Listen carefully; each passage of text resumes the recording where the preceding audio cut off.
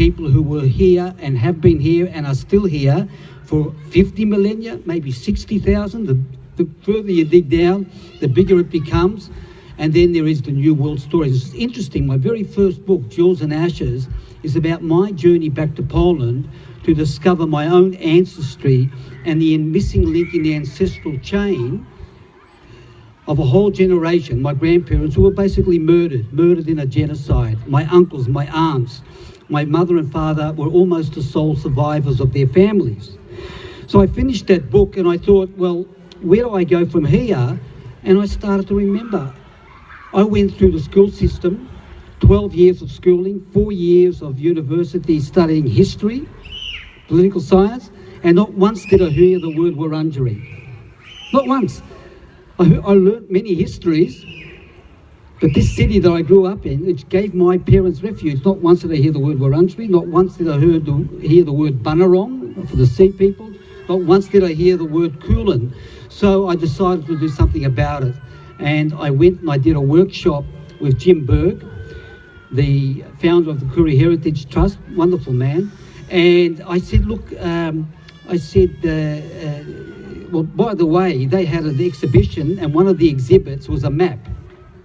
It was a map of Victoria, as seen through Victorian Aboriginal eyes. And when I stood in front of this map, something hit me directly there. I'd stood in front of a similar map in a clearing in a forest in a place called Treblinka in Poland, en route to the city where my parents came from and the villages they came from. And the map I was looking at was called the Massacre Map. And it was a map of Victoria. It had 60 sites where killings had taken place between 1835 and 1853. And underneath it had written, many more died beyond prying eyes.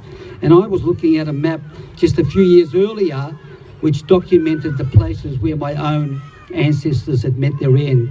And I immediately wanted to know more. He said, go see Auntie Joy. So I drove up to Healesville, knocked on the door. Auntie Joy Murphy answered the door, and the door opened into 40,000 years of history. Now, her grand uncle was William Burrack, and some people say the last Ngarngata of the Wurundjeri people, a great storyteller who told stories up at Corandurk, who led protests from Corandurk all the way down to Parliament House, a great fighter for his people, an artist, and a great leader. And with Joy, I went on a journey.